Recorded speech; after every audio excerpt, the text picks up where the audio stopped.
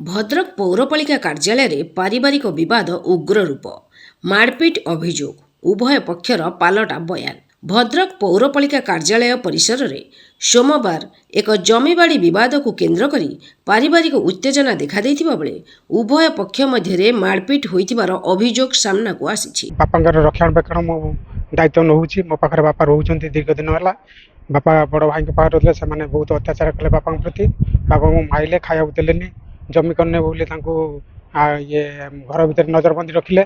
ତାପରେ ବାପା କୌଣସି ମତେ ମୋ ପାଖକୁ ଖସିକି ପଳେଇ ଆସିଲା ପରେ ମୋ ପାଖରେ ରହିଲା ପରେ ବାପା କହିଲେ ଠିକ୍ ଅଛି, ସିଏ ଯଦି ଏଭଳିଆ ମୋ ଉପରେ ଅତ୍ୟାଚାର କଲେ ମୁଁ ଆଉ ସେ ପୁଅକୁ ଚାହିଁବିନି, ତେଣୁ ମୁଁ ତମରି ପାଖରେ ରହିବି, ଆଉ ତୁ ମୋର ପୁଅ, ମୁଁ ତ କେତେ ସବୁ ସମ୍ପତ୍ତି ବାଡ଼ି କରିଦେବି।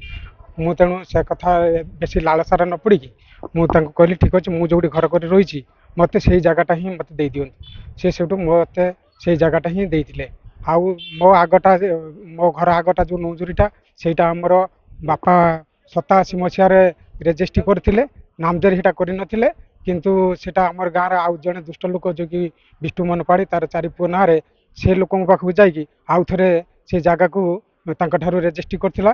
ଆଉ ସିଏ ସେଇଠୁ କହିଥିଲେ ଯେ ଆମେ କମ୍ପ୍ରମାଇଜ୍ କରିବା ପାଇଁ ଗାଁ ଲୋକଙ୍କୁ ଡାକିଥିଲୁ। ଆଉ ଗାଁ ଲୋକ ବସିକି ଡିସିସନ୍ ଦେଇଥିଲେ ଯେ ତାର ଖର୍ଚ୍ଚ ମତେ ତାକୁ ଦେଇକି ତମେ ଏକୁଟିଆ ତମର କରେଇ ନିଅ। କିନ୍ତୁ ବିଷ୍ଣୁମୋହନ ପାଢ଼ୀ ସେଇଟା ରାଜି ହେଇଥିଲା। ପରବର୍ତ୍ତୀ ସମୟରେ ଯେତେବେଳେ ଆମେ ତାରିଖ ପକେଇଲୁ ତହସିଲରେ, ସିଏ ଯାଇକି ମିଛଟାରେ ହାଜର ହେଇଯାଇକି କେସ୍ଟାକୁ ମାନେ ଇଏ କରିଦେଲେ, ଫଲ୍ସ କରିଦେଲେ।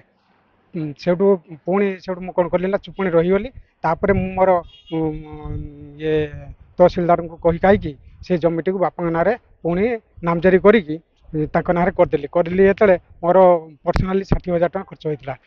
ଆଜି କ'ଣ ଘଟଣା ହେଇଛି ଆପଣ ଶୁଣନ୍ତୁ, ସେଇ ଜମିଟାକୁ ମୁଁ ପୁଣି ମୋ ନାଁରେ ବାପାଙ୍କୁ କହିଲି ଯେ ମୁଁ ଯେହେତୁ ପଇସା ଖର୍ଚ୍ଚ କରି କରିଦେବି, କାଲି ଭଳିଆ ଭାଇ କି ଭଉଣୀମାନେ ସେ ସମ୍ପତ୍ତିର ଫେରେ ଅଧିକାରୀ ହେଇଯିବେ, ତେଣୁ ମୋତେ ବି ସେଇ ଜାଗାଟି ମୋତେ ଦେଇଦେବ। ସେ କହିଲେ ହଁ ତୁ ଖର୍ଚ୍ଚ କରି କର, ମୁଁ ତୋତେ ପଇସା ସେ ଜାଗା 3 ଡିସିମିଲି ଦେଇଦେବି। ସେଇଠୁ ସେ ମୋତେ 3 ଡିସିମିଲି ଆଜି ରେଜିଷ୍ଟ୍ରି କରି ବୋଲି ଆଇଥିଲେ।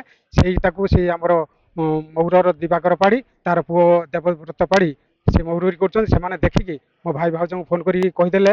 ସିଏ ସେଇଠୁ ଆସିକି ତୁରନ୍ତ ଭାଇ ଭାଉଜ ସେ ଆଉ ପ୍ରଦୋଷ ପାଢ଼ୀ ଆଉ ସେ ଦେବବ୍ରତ ପାଢ଼ୀ ଆଉ ନଳିନୀକାନ୍ତ ପଣ୍ଡା ବଣିଆ, ଯିଏକି ମାନେ ବିଜେଡି ଦଳର ନେତା କାମ କରୁଛି, ସେମାନେ ସବୁ ଆସିକି ସଂଘବଦ୍ଧ ହେଇକି ମୋତେ ଆକ୍ରମଣ କଲେ, ମାଇଲେ। ମୋର ସମସ୍ତ ଖଣ୍ଡିଆ ଖାବରା କରିଦେଇଛନ୍ତି। ମୋର ବେକକୁ ଗଳାକୁ ଚିପିକି ଦେବବ୍ରତ ପାଢ଼ୀ ଧରିଲା, ଜୀବନ ମାରିଦେବ ବୋଲି ପୁରା। ଆଉ ମୋ ଭାଇ ଭାଉଜ ଜୁତାରେ ଏବଂ ବିଧାରେ ସବୁଆଡ଼ୁ ଭିଡ଼ିକି ଟାଣି ଘୋଷାଡ଼ି ମାରିଲେ। ମୋର ଜାମା ଗଞ୍ଜି ବି ମୋତେ ଛିଡ଼େଇ ଛାଡ଼ିଦେଲେ। ମୋ ଶ୍ୱଶୁର ବର୍ଷେ ପୂର୍ବରୁ ମୋର 2ଟା ଝିଅ ବୋଲି ଘର ତଳି ଯେଉଁ ମୁଁ ପ୍ରଧାନମନ୍ତ୍ରୀ ଆବାସ ଯୋଜନା ପାଇଥିଲି, ତାକୁ ସେ ଘର ତଳି ଜାଗା ମୋ ଦିଅର ନାଁରେ କରିଦେଇଥିଲେ। ଆଉ ଗୋଟେ ପ୍ଲଟ୍ ଅଛି 18 ଡିସିମିଲି, ମୋ ଯାଆ ଯିଏ ଗଭର୍ଣ୍ଣମେଣ୍ଟ ଏମ୍ପ୍ଲୟି, ସେ ଜଣେ ସ୍କୁଲରେ ଟିଚର, ତାଙ୍କ ନାଁରେ ବି କରିଦେଇଥିଲେ। ମୁଁ ଯେତେବେଳେ ଜାଣିବାକୁ ପାଇଲି, ମୁଁ ସେଇଠୁ ଯାଇକି ପଚାରିଲା ପରେ ସେମାନେ ମୋର 3 ଖଣ୍ଡ ମୌଜାରେ ଭଦ୍ରଲୋକି ବସିଥିଲେ। ଭଦ୍ରଲୋକିମାନେ ବି ବିରୋଧ କରିଥିଲେ। ସେ କୌଣସି କଥା ସେ ନ ଶୁଣି କୌଣସି ଭଦ୍ରଲୋକିଙ୍କ କଥାକୁ ମାନିଲେ ନାହିଁ। ଦୁନିଆ ମିଛ କଥା କହିକି ତାପରେ ଶ୍ୱଶୁରଙ୍କୁ ରଖିଥିଲେ ପାଖରେ। ବର୍ଷେ ପରେ ଆଜି ମୁଁ ଶୁଣିବାକୁ ପାଇଲି ଯେ ସେ ଦିଅର ଶ୍ୱଶୁରକୁ ନେଇ ସବରେଷ୍ଟ ଅଫିସରେ ଜମି ଆଉ ଯେତିକି ସମ୍ପତ୍ତି ଅଛି ତାକୁ ନିଜ ନାଁରେ କରି ସାରିଥିଲେ, ଖାଲି ଫଟୋ ଉଠାଟା ବାକି ଥିଲା। ମୁଁ ଶୁଣିକି ଖବର ପାଇକି ମୁଁ ତୁରନ୍ତ ଆସିକି ସେଠି ପହଞ୍ଚିଲି। ତାଙ୍କୁ ନେଇକି ମ୍ୟୁନିସିପାଲିଟିରେ ଏଠୁ କାମ ସାରି ମ୍ୟୁନିସିପାଲିଟିରେ ବସେଇଥିଲେ। ମୁଁ ଯାଇକି ବାପାଙ୍କୁ ପଚାରିଲି, ବାପା ଏମିତି କାହିଁକି କରୁଛନ୍ତି? ମୋର 2ଟା ଝିଅ, ମୁଁ ରହିବି କେମିତି? ଆପଣମାନେ ଚାଲନ୍ତୁ, ମୋ ଘର ପରିସ୍ଥିତି କ'ଣ ଦେଖିବେ।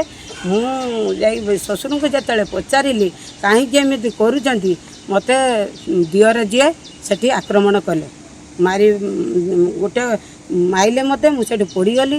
ସେତିକା ବେଳେ ମୋ ସ୍ୱାମୀ ଯାଉଥିଲେ କଲେଜ, ସେ ଖବର ପାଇକି ସିଏ ଆସିକି ପହଞ୍ଚିଲେ। ସିଏ ଯେମିତି ଆସିକି ପହଞ୍ଚିଲେ, ତାଙ୍କୁ ମଧ୍ୟ ଆକ୍ରମଣ କଲେ। ସେଥିପାଇଁ ଆପଣ ବି ମିଡ଼ିଆରେ ଦେଖୁଥିବେ, ମାରାପିଟା ସେଠି ଚାଲିଛି। ସେଥିପାଇଁ ସେଇଠି ଯାଇକି ମୋ ପୁତୁରାମାନେ ବି ଖବର ପାଇକି ଯାଇକି ପହଞ୍ଚିଲେ। ତାଙ୍କୁ ବି ବନ୍ଦ କଲା ପରେ ସେ ନ ମାନିକି ମାରଧର, ସେ ଯେତେବେଳେ ଆମକୁ ମାରିଲେ ଆମେ ବି ତାଙ୍କୁ ବି 2ଟା ମାରିଛୁ। ବର୍ତ୍ତମାନ କ'ଣ ଚାହୁଁଛନ୍ତି ଆପଣ? ମୁଁ ଚାହୁଁଛି, ଯେହେତୁ ମୋ ଶ୍ୱଶୁରର ଗୋଟେ ବୋଉ, ମୋର 2ଟା ଝିଅ, ମୋ ଝିଅଙ୍କର ବି ଅଧିକାର ସେଠି ଅଛି। ମୁଁ ଘରେ ଗୋଟେ ବାସ ଖଣ୍ଡେ ତ ଆପାତତଃ ମୁଣ୍ଡ ଜାକିବା ପାଇଁ ମୋର ବାସ ଖଣ୍ଡେ ଦରକାର। ସେଥିପାଇଁ ଆପଣ ମୋତେ ନ୍ୟାୟ ଦିଅନ୍ତୁ। ମୋର ଯେମିତି ବାପର ପୁଅ ହିସାବର ମୋ ଅଧିକାର ସେଠି ମୁଁ ପାଏ। ମୁଁ ଘର ଏ ଖଣ୍ଡେ ବିଷୟରେ ଜାକିକି ଅଭିଯୋଗ କରିଥିଲେ ଥାନା? ବହୁତ କେସ୍, ବହୁତ ଭଦଲୁକି ବସିବା, ବହୁତ କିଛି ଯାଇଛି, ବହୁତ କେସ୍ ରିପୋର୍ଟ ବି ଅଛି। ଆଜି ରିପୋର୍ଟ କରି ଆଜି ମୁଁ ଟାଉନ୍ ଥାନାରେ ଏତଲା ଦେଇଛି। ଦେଇସାରିଲା ପରେ ଆପଣଙ୍କ ସହିତ ୟା ପରେ ସବରେଷ୍ଟ ଅଫିସରେ ମୁଁ ଲିଖିତ ଦେମି, ତାପରେ ତହସିଲଦାରଙ୍କୁ ଦେମି, ତାପରେ ମୁଁ କଲେକ୍ଟରଙ୍କୁ ଦେମି। ଆପଣମାନଙ୍କ ଉପରେ ନିର୍ଭର ମୋତେ ନ୍ୟାୟ ମିଳିବ କି ନାହିଁ, ମୋ ଝିଅ ଦୁଇଟା ଭାସିବେ କି ଦୁନିଆରୁ ଚାଲିଯିବେ। ଯଦି ଝିଅଙ୍କର ଆଜିକାଲି ଦୁନିଆର ଭାଗ ନାହିଁ, ସେ କହୁଛନ୍ତି ଯେ ମୋ ଝିଅଙ୍କର ଭାଗ ନାହିଁ। ଘଟଣାକୁ ନେଇ କିଛି ସମୟ ପାଇଁ ପୌରପାଳିକା ପରିସରରେ ଅସ୍ଥିର ପରିସ୍ଥିତି ସୃଷ୍ଟି ହୋଇଥିଲା। ସୂଚନା ଅନୁଯାୟୀ ଭଦ୍ରକ ବ୍ଲକ ଅନ୍ତର୍ଗତ ବଣିଆ ପଞ୍ଚାୟତର ଭଗବାନପୁର ଗ୍ରାମର ରତ୍ନାକର ପାଢ଼ୀଙ୍କ ପରିବାରରେ ଦୀର୍ଘ ଦିନ ଧରି ଜମି ବାଡ଼ିକୁ ନେଇ ବିବାଦ ଚାଲିଆସୁଛି। ଅଭିଯୋଗ ଅନୁସାରେ ରତ୍ନାକର ପାଢ଼ୀଙ୍କର ଭାଇ ସୁଭାଷ ଚନ୍ଦ୍ର ପାଢ଼ୀ ନିଜ ଶ୍ୱଶୁରଙ୍କୁ ନେଇ ପରିବାରର ଜମିବାଡ଼ି ନିଜ ନାମରେ କରାଇଥିବାର ଅଭିଯୋଗ ହୋଇଛି। ସୋମବାର ଆହୁରି କିଛି ଜମିର ପଞ୍ଜୀକରଣ କରିବା ଉଦ୍ଦେଶ୍ୟରେ ଶ୍ୱଶୁରଙ୍କୁ ଭଦ୍ରକ ପୌରପାଳିକା କାର୍ଯ୍ୟାଳୟକୁ ଆଣିଥିବା ଅଭିଯୋଗ କରିଛନ୍ତି ଅନ୍ୟ ପକ୍ଷ। ଏହି ଖବର ପାଇ ସୁଭାଷ ପାଢ଼ୀଙ୍କ ପତ୍ନୀ ସଞ୍ଜୁଲତା ପାଢ଼ୀ ସେଠାରେ ପହଞ୍ଚି ଘଟଣା ସମ୍ପର୍କରେ ପଚାରିଥିଲେ।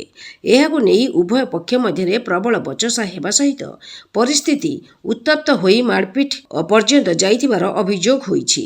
ଘଟଣାସ୍ଥଳରେ ଉପସ୍ଥିତ ଲୋକମାନେ ପରିସ୍ଥିତିକୁ ଶାନ୍ତ କରିଥିବାର ଜଣାପଡ଼ିଛି। ଘଟଣା ପରେ ଉଭୟ ପକ୍ଷ ନିଜ ନିଜର ଅଭିଯୋଗ ରଖିଥିବା ବେଳେ ପରସ୍ପର ବିରୋଧରେ ବିଭିନ୍ନ ଦାବି କରିଛନ୍ତି। ଏହି ଘଟଣାର ଭିଡ଼ିଓ ଦୃଶ୍ୟ ମଧ୍ୟ ସାମ୍ନାକୁ ଆସିଥିବା ବେଳେ ଉଭୟ ପକ୍ଷର ପ୍ରତିକ୍ରିୟା ରେକର୍ଡ ହୋଇଥିବାର ସୂଚନା ମିଳିଛି। ଘଟଣାକୁ ନେଇ ଥାନାରେ କୌଣସି ଲିଖିତ ଅଭିଯୋଗ ଦାଖଲ ହୋଇଛି କି ନାହିଁ ସେ ସମ୍ପର୍କରେ ସ୍ପଷ୍ଟ ସୂଚନା ମିଳିପାରି ନାହିଁ।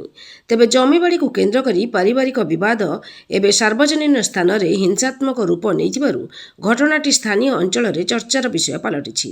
ପ୍ରଶାସନ ନିରପେକ୍ଷ ତଦନ୍ତ କରି ପ୍ରକୃତ ଘଟଣାର ସତ୍ୟାସତ୍ୟ ସାମ୍ନାକୁ ଆଣିବାକୁ ସ୍ଥାନୀୟ ଲୋକମାନେ ଦାବି କରିଛନ୍ତି। ଭଦ୍ରକରୁ ପୁନିଲ କୁମାର ସାମନ୍ତଙ୍କ ରିପୋର୍ଟ, ସମ୍ପୂର୍ଣ୍ଣ ନ୍ୟୁଜ୍ ଓଡ଼ିଆ।